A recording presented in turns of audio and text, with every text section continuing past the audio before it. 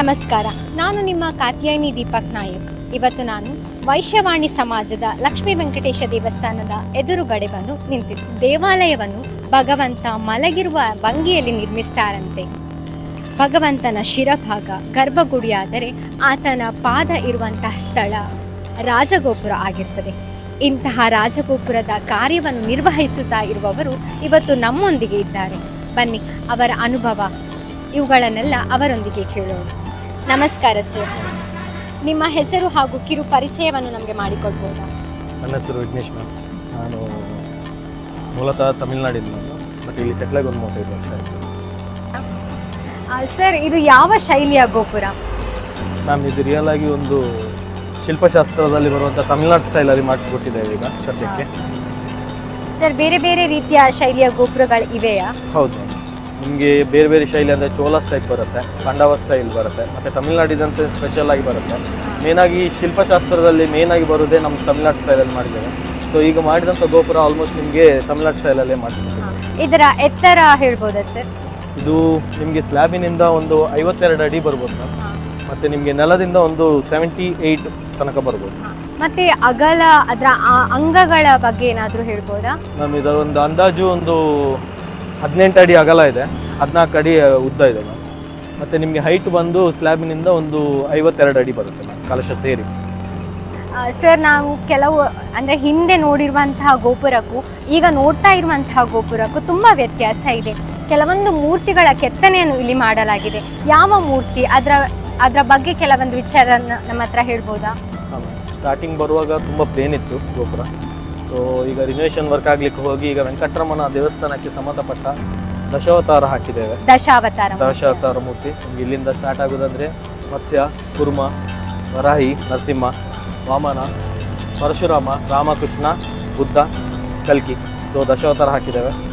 ಸೈಡಲ್ಲಿ ನಿಮಗೆ ಅಷ್ಟಲಕ್ಷ್ಮಿ ಹಾಕಿಸಿದ್ದೇವೆ. ಮತ್ತು ಎಲ್ಲ ಪ್ರತಿಯೊಂದು ಗೋಪುರಕ್ಕೂ ದ್ವಾರಪಾಲಕ ಅಂತ ಹೇಳಿ ಒಂದೊಂದು ಗೋಪುರದ ಒಂದೊಂದು ಅಂತಸ್ತಿನಲ್ಲಿ 2 ದ್ವಾರಪಾಲಕ ಹಾಕಿದ್ದೇವೆ. ಅಂದ್ರೆ ಜಯ ವಿಜಯ ತರ ನಮ್ಮದಲ್ಲಿ ದ್ವಾರಪಾಲಕರು ಅಂತ ಹೇಳ್ತೇವೆ. ಸೊ ದ್ವಾರಪಾಲಕರು ಹಾಕಿದ್ದೇವೆ. ಮತ್ತೆ ಮಧ್ಯದಲ್ಲಿ ಕೆಳಗಡೆ ವೆಂಕಟರಮಣ ಲಕ್ಷ್ಮಿ ಅವರದ್ದೊಂದು ಮೂರ್ತಿ ಮಾಡ್ತಿದ್ದೇವೆ. ಅದರ ಮೇಲೆ ನಮಗೆ ಶ್ರೀನಿವಾಸ ಕಲ್ಯಾಣ ಮಧ್ಯದಲ್ಲಿ ಬರುವಂಥದ್ದು, ಅದರ ಮೇಲೆ ಲಕ್ಷ್ಮೀ ನರಸಿಂಹ ಮಾಡಿದ್ದೇವೆ. ಶ್ರೀನಿವಾಸ ಕಲ್ಯಾಣ ಅಂದ್ರೆ ಲಕ್ಷ್ಮಿ ಮತ್ತು ಪದ್ಮಾವತಿ ಮತ್ತೆ 3 ಜನ ವೆಂಕಟರಮಣೊಟ್ಟಿಗೆ ಬರುವುದು. ಅದಾದ ನಂತರ ಮೇಲೆ ನಮ್ಮ ಲಕ್ಷ್ಮೀ ನರಸಿಂಹ ಹೌದು, ಅವರನ್ನು ಮಾಡಿಸಿದ್ದೇವೆ. ಮತ್ತೆ ನಿಮಗೆ ಮೇಲೆ ಬರುವಂಥ ಲಾಸ್ಟ್ ಎಂಡಲ್ಲಿ ಪದ್ಮಾವತಿ ಮತ್ತು ಸರಸ್ವತಿ, ಈಚೆ ಸೈಡಲ್ಲಿ ವರಾಹಿ, ಎಲ್ಲ ಮೂರ್ತಿಯನ್ನು ನಾವು ಒಂದು ಪ್ರತಿಷ್ಠಾಪನೆ ಮಾಡಿದ್ದೇವೆ. ಸರ್, ನಾನು ನೋಡಿದ ಅಂದರೆ ಗೋಪುರಗಳು ಎತ್ತರವಾಗಿದೆ, ಹೌದಲ್ವಾ? ಒಂದೊಂದು ಅದಕ್ಕೆ ದ್ವಾರ ಹೇಳುವುದಾ, ಹೇಗೆ ಹೇಳ್ತೀರಿ? ಅಂತಸ್ತು ಹೇಳ್ತೀರಿ. ಒಂದೊಂದು ಅಂತಸ್ತಕ್ಕೂ ಒಂದೊಂದು ರೀತಿಯ ಮೆಜರ್ಮೆಂಟ್. ಅದು ನಮ್ಮ ಶಿಲ್ಪಶಾಸ್ತ್ರ ಪ್ರಕಾರ ಇದೊಂದು ಗೋಪುರ ಇಷ್ಟು ಅಡಿ ಇದೆ, ಇಷ್ಟು ಅಗಲ ಇದೆ ಅಂತ ಹೇಳಿದರೆ ಅದಕ್ಕೆ ತಕ್ಕಂತೆ ನಾವು ಇಷ್ಟು ಅಂತಸ್ತು ಅಂತ ಹೇಳಿ ಇಡ್ತೇವೆ. 5 ಅಂತಸ್ತು, 3 ಅಂತಸ್ತು, ಇಲ್ಲ 7 ಅಂತಸ್ತು ಹಾಗೆ ಬರುತ್ತೆ. ಆ ಲೆಕ್ಕದಲ್ಲಿ ನಾವು ಮೆಜರ್ಮೆಂಟ್ ಮಾಡಿ ಇರ್ತೇವೆ. ಅದೇ ರೀತಿಯಾಗಿ ಮೂರ್ತಿಗಳನ್ನು ಕೆತ್ತಿದ್ದೀರಾ ಸರ್? ಅಂದ್ರೆ ಆ ಅಂತಸ್ತಿಗೆ ತಕ್ಕ ಹಾಗೆ ದೊಡ್ಡ ಮೂರ್ತಿ, ಮೇಲೆ ಚಿಕ್ಕ ಮೂರ್ತಿ, ಹಾಗೆ ಅಂತ ಹಾಗೇನೆ? ಅಂದ್ರೆ ಈಗ ಟೋಟಲ್ ಆಗಿ ಈಗ ಕೆಳಗಡೆ ಬರುವ ಅಂತಸ್ತಿನಲ್ಲಿ ನಿಮ್ಗೊಂದು 4 ಅಡಿ ಅಡಿದು ಮೂರ್ತಿ ಎಲ್ಲ ಬರುತ್ತೆ. ಅದೇ ಲಾಸ್ಟ್ ಎಂಡಲ್ಲಿ ನೋಡ್ಲಿಕ್ಕೆ ಹೋದ್ರೆ ನಿಮ್ಗೊಂದು 2.5-3 ಅಡಿ ಮೂರ್ತಿ ಬರುತ್ತೆ. ಅಷ್ಟು ಅಡಿಯಲ್ಲಿ ಅಷ್ಟಲಕ್ಷ್ಮಿ, ವೆಂಕಟರಮಣ ಹಾಗೂ ದಶಾವತಾರ ಇವುಗಳನ್ನು ಬಿಟ್ಟು ಇನ್ನೇನು ಎಲ್ಲ ಉಂಟು ಸರ್ ಅಲ್ಲಿ? ಅದೇ ಮ್ಯಾಮ್, ಈಗ ಲಾಸ್ಟ್ ಎಂಡಲ್ಲಿ ಒಂದು ಪದ್ಮಾವತಿ ಮೂರ್ತಿ ಹಾಕಿದ್ದೇವೆ, ಸರಸ್ವತಿ ಅವರದ್ದು ಹಾಕಿದ್ದೇವೆ, ವರಾಹಿ ಹಾಕಿದ್ದೇವೆ. ಅದಾದ ನಂತರ ನಿಮಗೆ ಗೋಪುರ ತಾಂಗಿ ಅಂತ ಹೇಳ್ತೇವೆ. ಇಡೀ ಗೋಪುರವನ್ನು ಈಗ ನಾವೆಲ್ಲರೂ ಕೆಲಸ ಮಾಡ್ತೇವೆ ದೇವಸ್ಥಾನಕ್ಕೆ.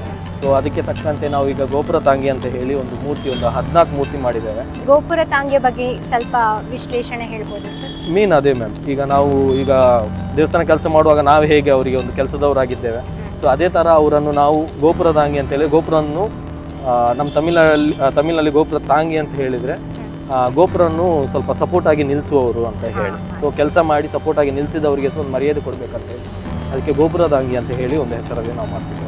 ಸರ್, ನೀವು ದಶಾವತಾರ ಮೂರ್ತಿಗಳನ್ನು ಇಲ್ಲಿ ಕೆತ್ತಲಾಗಿದೆ ಅಂತ ಹೇಳಿದ್ರಿ.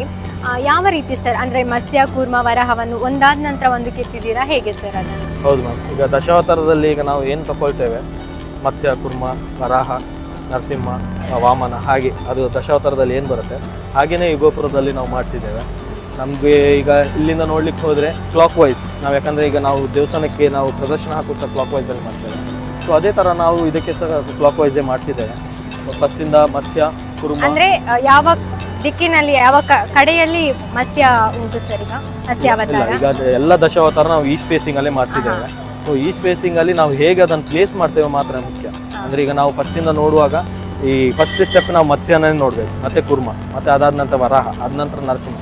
ಸೊ ನಾವು ಬೇರೆ ಬೇರೆ ಪೊಸಿಷನ್ ಅಲ್ಲಿ ಇಡ್ಲಿಲ್ಲ, ಒಂದೇ ಗೋಪುರದಲ್ಲಿ ಈಸ್ಟ್ ಫೇಸಿಂಗ್ ಅಲ್ಲಿ ನೀವು ಇಲ್ಲಿಂದ ನೋಡಿದ್ರೆ ಒಂದೇ ಸ್ಟೆಪ್ಸ್ ಅಲ್ಲಿ ಮೇಲ್ಗಡೆ ಹೋಗಿ ಅಲ್ಲಿಂದ ಕ್ಲಾಕ್ ವೈಸ್ ಬರುತ್ತೆ ನಿಮಗೆ. ನೀವು ಕರೆಕ್ಟ್ ನೋಡ್ಲಿಕ್ಕೆ ಹೋದ್ರೆ ಮತ್ಸ್ಯ, ಕುರ್ಮ, ವರಾಹಿ, ನರಸಿಂಹ, ವಾಮನ. ಅದರ ನೆಕ್ಸ್ಟ್ ಆಪೋಸಿಟ್ ನೋಡಿದ್ರೆ ಪರಶುರಾಮ, ರಾಮ, ಕೃಷ್ಣ, ಬುದ್ಧ, ಮತ್ತೆ ಲಾಸ್ಟಿಗೆ ಕಲ್ಕಿ ಬರ್ತಾರೆ. ಹೌದು, ನೀವು ಈಗ ಇಲ್ಲಿಂದ ಬಂದು ನೋಡುವಾಗನೇ ನಿಮ್ಗೆ ಗೊತ್ತಾಗುತ್ತೆ ದಶಾವತಾರದ್ದು 10 ದಶಾವತಾರ ನೇಮ್ಸ್ ಅಲ್ಲಿ ಎಲ್ಲೆಲ್ಲಿ ಯಾವ್ಯಾವ ಮೂರ್ತಿ ಬರುತ್ತೆ ಅಂತ ನಿಮ್ಗೆ ಗೊತ್ತಾಗುತ್ತೆ ಸರ್. ಮತ್ತೆ ಅಷ್ಟಲಕ್ಷ್ಮಿಯನ್ನು ಅಷ್ಟ ದಿಕ್ಕಿನಲ್ಲಿ ನೀವು ಇಲ್ಲ ಮ್ಯಾಮ್, ಗೋಪುರದಲ್ಲಿ ಅಷ್ಟ ದಿಕ್ಕಲ್ಲಿ ಮಾಡ್ಲಿಕ್ಕೆ ಆಗಲ್ಲ. ಯಾಕಂದ್ರೆ ಫ್ರಂಟ್ ಸೈಡ್ ಫುಲ್ ನಾವು ದಶಾವತಾರ ಮಾಡಿದ್ದೇವೆ. ಸೊ ನಾವು ಈಗ ಏನು ಮಾಡಿದ್ದೇವೆ ಅಂದರೆ ಅಷ್ಟಲಕ್ಷ್ಮಿಯನ್ನು ಸೈಡಲ್ಲಿ ಹಾಕಿಸಿದ್ದೇವೆ. ಅದನ್ನು ಸಹ ಲೈನ್ ವೈಸೇ ಕ್ಲಾಕ್ ವೈಸೇ ಮಾಡಿಸಿದ್ದೇವೆ. ಅಲ್ಲಿಂದ ಸಹ ನಿಮಗೆ ಅಷ್ಟಲಕ್ಷ್ಮಿಯಲ್ಲಿ ಹೇಗೆಲ್ಲ ಬರುತ್ತೆ ಅದೇ ಲೆಕ್ಕ ಮಾಡಿದ್ದೇವೆ. ಆಚೆ ಈಚೆ 3 ದಿಕ್ಕಿನಲ್ಲಿ ನಾವು ಗೋಪುರದ 3 ದಿಕ್ಕಿನಲ್ಲಿರುವಂತಹ ಮೂರ್ತಿಗಳನ್ನು ನೋಡ್ಬೋದು. ಹಿಂದಿನ ದಿಕ್ಕಿನಲ್ಲಿ ಯಾವುದಾದ್ರೂ ಉಂಟಾ ಸರ್? ಒಂದು ರಾಜಗಣಪತಿ ಹಾಕಿದ್ದೇವೆ. ಅಂದ್ರೆ ಅದು ಬೃಹದಾಕಾರದಲ್ಲಿ ಉಂಟಾ ಹೇಗೆ ಸರ್? ಹೌದು ಮ್ಯಾಮ್, ಅದು ರಿಯಲ್ ಆಗಿ ವಾಸ್ತು ಪ್ರಕಾರ ಹಿಂದೆ ಒಂದು ವಿಘ್ನಕ್ಕೋಸ್ಕರ, ವಿಘ್ನ ವಿನಾಶಕ ಮಾಡುವನೇ ವಿಘ್ನೇಶ. ಸೊ ಹಾಗಾಗಿ ಒಂದು ರಾಜಗಣಪತಿ ಒಂದು ಬ್ಯಾಕ್ ಸೈಡ್ ಅಲ್ಲಿ ಹಾಕಿಸಿದ್ದೇವೆ. ಮುಂಭಾಗದಲ್ಲಿ ಯಾವುದೇ ರೀತಿಯ ಗಣಪತಿಯ ಮೂರ್ತಿ ಇಲ್ಲ. ಮುಂಭಾಗದಲ್ಲಿ ಕಂಪ್ಲೀಟ್ ಆಗಿ ದಶಾವತಾರ ಈ ಲಕ್ಷ್ಮೀ ವೆಂಕಟರಮಣಕ್ಕೆ ಸಂಬಂಧಪಟ್ಟ ಮೂರ್ತಿಗಳನ್ನೇ ನಾವು ಹಾಕಿಸಿದ್ದೇವೆ. ಹಿಂದೆ ಮಾತ್ರ ಬೈ ಚಾನ್ಸ್ ಅದು ಕಾಣಿಸೋದಿಲ್ಲ ಅಂತೇಳಿ ಒಂದು ರಾಜಗಣಪತಿ. ಸರ್, ಇಲ್ಲಿ ಟೋಟಲ್ ಅಂದರೆ ನೀವು ತುಂಬ ಮೂರ್ತಿಗಳನ್ನು ಕೆತ್ತನೆ ಮಾಡಲಾಗಿದೆ. ದಶಾವತಾರ ಉಂಟು, ಅಷ್ಟಲಕ್ಷ್ಮಿಯರುಂಟು, ವೆಂಕಟರಮಣ, ಪದ್ಮಾವತಿ, ಸರಸ್ವತಿ, ಟೋಟಲ್ ಎಷ್ಟು ಮೂರ್ತಿ ಉಂಟು ಸರ್ ಇಲ್ಲಿ? ಈಗ ಆಲ್ಮೋಸ್ಟ್ ಟೋಟಲ್ ಒಂದು 60 ಮೂರ್ತಿ ಮಾಡಿದ್ದೇವೆ ಮ್ಯಾಮ್. ಒಂದು ರಾಜಗೋಪುರದಲ್ಲಿ ಮಾತ್ರ ಟೋಟಲ್ 60 ಮೂರ್ತಿ ಮಾಡಿದ್ದೇವೆ. 60 ಮೂರ್ತಿಗಳನ್ನು ಮಾಡಿದ್ದೇವೆ. ಇದರ ಪೇಂಟಿಂಗ್ ಎಲ್ಲ ಹೇಗೆ ಬರ್ತದೆ ಸರ್? ರಿಯಲ್ ಆಗಿ ಕಾಂಬಿನೇಷನ್ ಕಲರ್ ಗೋಲ್ಡ್ ಮಾಡ್ತಿದ್ದೇವೆ. ದಶಾವತಾರ ಅಷ್ಟಲಕ್ಷ್ಮಿ ಎಲ್ಲ ನಿಮಗೆ ಗೋಲ್ಡ್ ಕಲರಲ್ಲಿ ಬರುತ್ತೆ, ಮತ್ತು ಉಳಿದದ್ದು ಎಲ್ಲ ನಿಮಗೆ ಐವರಿ ಕಲರಲ್ಲಿ ಬರುತ್ತೆ. ಬಟ್ ನಿಮ್ಗೆ ಇಲ್ಲಿ ಏನು ವೆಂಕಟರಮಣ ಮತ್ತು ಲಕ್ಷ್ಮಿ, ಶ್ರೀನಿವಾಸ ಕಲ್ಯಾಣ ಮತ್ತು ಲಕ್ಷ್ಮೀ ನರಸಿಂಹ ಇದೆಯಲ್ಲ, ಪ್ಲಸ್ ಇಲ್ಲಿ ಕೆಳಗಡೆ ಒಂದು 2-3 ಮೂರ್ತಿ ಮಾತ್ರ ಪಂಚವರ್ಣ ಕಲರಲ್ಲಿ ಬರುತ್ತೆ. ಪಂಚವರ್ಣ ಕಲರಲ್ಲಿ ಬರ್ತದೆ.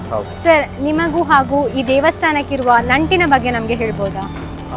ರಿಯಲ್ ಆಗಿ ಈ ದೇವಸ್ಥಾನ ಫಸ್ಟ್ ಮಾಡಿಸಿದ್ದು ನಮ್ಮ ತಂದೆಯವರು 20-25 ವರ್ಷ ಮುಂಚೆ ಈ ಗೋಪುರನೆಲ್ಲ ನಿರ್ಮಾಣ ಮಾಡಿದವರು. ಸೊ ಅವರಿಂದನೇ ನಮ್ಗೆ ಈ ಬಂಧನ. ಇಲ್ಲಿದ್ದವರು ತಂದೆಯವರಿಗೆ ತುಂಬ ಆತ್ಮೀಯರು. ಅದ ನಂತರ ಈಗ 25 ವರ್ಷ ನಂತರ ಯಾವಾಗ ಇದು ಜೀರ್ಣೋದ್ಧಾರ ಆಗುತ್ತಂತ ಇದ್ದಾಗ ನಮ್ಮ ತಂದೆಯವರನ್ನ ಸಂಪರ್ಕ ಮಾಡಿದ್ರು. ಸೊ ಅವರಿಂದ ನಮಗೆ ಬಂದಿದೆ. ಅಂದ್ರೆ ನಿಮ್ಮ ತಂದೆಯವರು ಇದ್ದ ಕಡೆ ಸಂಪರ್ಕ ಮಾಡಿ ನಮಗೆ ಬಂದಿದೆ. ಸೊ ನಾವು ಬಂದ ನಂತರ ಈಗ ಅದೇ ರೀತಿ ಪ್ರೀತಿ ನಮಗೆ, ತಂದೆಯವ್ರಿಗೆ ಏನು ಮರ್ಯಾದೆ ಕೊಟ್ಟಿದ್ದಾರೆ ಅದೇ ಥರ ರೀತಿ ನಮಗೆ ಪ್ರೀತಿ ಕೊಡ್ತಿದ್ದಾರೆ. ಕೆಲಸನೂ ಚೆನ್ನಾಗಿ ಬರ್ತಿದೆ, ಅವ್ರ ಮನಸ್ಸಿನಂತೆ ಚೆನ್ನಾಗಿ ಬರ್ತಿದೆ. ನಿಮ್ಮ ಅನುಭವಗಳು ಏನಾದರೂ ಹೇಳ್ಕೊಳ್ಬೋದಾ? ಹಾಂ ಮ್ಯಾಮ್, ನಮ್ಮ ಊರಿನ ದೇವಸ್ಥಾನ. ಸೊ ನಾವು ಬೇರೆ ಕಡೆ ಎಲ್ಲೇ ಕೆಲಸ ಮಾಡೋದು ಅಂತ ಹೇಳಿದ್ರು ಅದರದ್ದು ಒಂದು ಕನೆಕ್ಷನೇ ಬೇರೆ. ಬಟ್ ನಮ್ಮ ಊರಲ್ಲಿ ಅಂತ ಮಾಡುವಂಥ ಒಂದು ಕನೆಕ್ಷನೇ ಬೇರೆ. ಅದರಲ್ಲಿಯೂ ನಮ್ಮ ತಂದೆಯವರು ಮಾಡಿದಂಥ ಒಂದು 20-25 ವರ್ಷ ನಂತರ ನಮಗೇನೆ ಆ ದೇವಸ್ಥಾನ ಕೆಲಸ ಸಿಕ್ಕಿದೆ. ಸೊ ಭಾರಿ ಖುಷಿ ಆಗ್ತಿದೆ. ಬಹಳಷ್ಟು ಒಂದು ಖುಷಿಯಾದ ಸಂಗತಿ ಇದು. ಹೌದು, ಅದೇ ಪ್ರೀತಿಯಲ್ಲಿ ನಮಗೆ ಇವ್ರು ಸಹ ಭಾರಿ ಖುಷಿಯಲ್ಲಿ ಬಿಟ್ಟು ಕೊಡಬೇಕು. ಇನ್ನೊಂದು 10-15 ದಿವಸ ಒಳಗಡೆ ಬಿಟ್ಟು ಕೊಡಬೇಕು. ಕೆಲಸಗಳು ಆಗ್ತಾ ಬಂತ ಸರ್? ಆಗ್ತಾ ಇದೆ ಮ್ಯಾಮ್. ಈಗ ಒಂದು ಸ್ವಲ್ಪ ಪೇಂಟಿಂಗ್ ಒಂದು ಸ್ಟಾರ್ಟಿಂಗ್ ಮಾಡ್ತಿದ್ದೇವೆ. ಮೂರ್ತಿ ಕೆಲಸ ಆಲ್ಮೋಸ್ಟ್ ಮುಗಿತಾ ಬಂತು. ಇನ್ನೊಂದು ಪೇಂಟಿಂಗ್ ಒಂದು ಬಾಕಿ ಇದೆ ಮ್ಯಾಮ್. ಇದು ಪೇಂಟಿಂಗ್ ಸಹ ಈಗ ಸ್ಟಾರ್ಟ್ ಮಾಡಿದ್ದೇವೆ, ಕ್ಲೀನಿಂಗ್ ಎಲ್ಲ. ಇದನ್ನೊಂದು 1 ವೀಕ್ or 10 ಡೇಸಲ್ಲಿ ಬಿಟ್ಟು ಕೊಡ್ತೇವೆ. 10 ಡೇಸಲ್ಲಿ ಸುಂದರವಾದಂತಹ ಪುನರ್ ನಿರ್ಮಾಣ ಆಗಿರುವಂತಹ ಗೋಪುರವನ್ನು ನಾವಿನ್ನು ನೋಡ್ಬೋದು. ಖಂಡಿತ ಸರ್, ಇಲ್ಲಿ ವರ್ಕರ್ಸ್ ಬಗ್ಗೆ ಏನಾದರೂ ಹೇಳ್ಬೋದು? ಅಂದರೆ ಗೋಪುರದ ಕೆಲಸ ಮಾಡುವವರ ಬಗ್ಗೆ. ಹಾಂ ಮ್ಯಾಮ್, ಈಗ ನನ್ನ ಅಂಡರಲ್ಲಿ ನಿಮ್ಮ ಅಂಡರಲ್ಲೇ ಇರುವವರ ಈಗ ನನ್ನ ಅಂಡರಲ್ಲಿ ಒಂದು 4-5 ಬ್ಯಾಚಿನವರು ಇದ್ದಾರೆ. ಅದರಲ್ಲಿ one of the best batch ಅವರು ಈಗ ಮಹೇಂದ್ರ ಅಂತ ಹೇಳಿ ಮಾಡಿಸ್ತಿದ್ದಾರೆ. ಅವರ ಅಂಡರಲ್ಲಿ ಈಗ ಒಂದು ಹೆಚ್ಚು ಕಡಿಮೆ ಒಂದು 8 ಜನ ಕೆಲಸ ಮಾಡ್ತಿದ್ದಾರೆ. ಮತ್ತು ಮೂರ್ತಿಗೆ ಸಪ್ರೇಟ್ ಜನ ಮ್ಯಾಮ್. ಮೂರ್ತಿಗೆ ಒಂದು 4 ಜನ ಕೆಲಸ ಮಾಡ್ತಿದ್ದಾರೆ. ಮೂರ್ತಿ ಕೆಲಸ ಮಾಡೋರೇ ಬೇರೆ. ಅಂದರೆ ಸರ್, ಮೂರ್ತಿ ಕೆಲಸ ಮಾಡಬೇಕಾದ್ರೆ ಅವರಿಗೆ ಚಿತ್ರಕಲೆಯ ಬಗ್ಗೆ ಏನಾದರೂ? ಹೌದು ಮ್ಯಾಮ್, ಈಗ ಆಲ್ಮೋಸ್ಟ್ ನಮ್ಮದು ಮೂರ್ತಿ ಕೆಲಸದವರಿಗೆ ಮಿನಿಮಮ್ ಒಂದು 10 to 12 years ಇದೆ ಎಕ್ಸ್ಪೀರಿಯನ್ಸ್. ಅಂದರೆ ಅವರು ಬೇರೆ ಬೇರೆ ದೇವಸ್ಥಾನಗಳಲ್ಲಿ ಈ ರೀತಿಯ ಕೆಲಸ ಮಾಡಿ. ಹೌದು, ಅವರು ಪ್ಲಸ್ ನನ್ನ ಹತ್ರನೇ ಈಗ ಅವರು ಕೆಲಸ ಮಾಡ್ಲಿಕ್ಕೆ ಸ್ಟಾರ್ಟ್ ಮಾಡಿ ಒಂದು 4-5 years ಆಯಿತು. So one of the best batch ಇಟ್ಕೊಂಡೆ ನಾನೀಗ ಕೆಲಸ ಮಾಡಿಸ್ತಿದ್ದೇನೆ. ಮೂರ್ತಿ ಎಲ್ಲ ಚೆನ್ನಾಗಿ ಬರ್ತಿದೆ. ಇನ್ನು ನೋಡ್ಬೇಕು ಮ್ಯಾಮ್ ಏನಂತೇಳಿ. ಈಗ ಪೇಂಟರ್ಸ್ ಅವರೆಲ್ಲ ಬೇರೆ, ಪೇಂಟರ್ಸ್ ಅವರು ಒಂದು 4 ಜನ ಸಪ್ರೇಟ್ ಮಾಡಿಸ್ತೀವಿ. ಸರ್, ನಿಮ್ಮೊಟ್ಟಿಗೆ ಮಾತಾಡಿ ತುಂಬ ಖುಷಿ ಆಯಿತು. ಗೋಪುರದ ಬಗ್ಗೆ ಎಲ್ಲ ರೀತಿಯಾದಂಥ ವಿವರಣೆಯನ್ನು ನನಗೆ ನೀಡಿದ್ದೀರಿ. ತುಂಬ ಬ್ಯುಸಿ ಶೆಡ್ಯೂಲಲ್ಲಿ ಕೂಡ ಬಂದು ಈ ಗೋಪುರದ ವಿವರಣೆಯನ್ನು ನೀಡಿದ್ದಕ್ಕೆ ನಿಮಗೆ ತುಂಬ thank you sir. Thank you.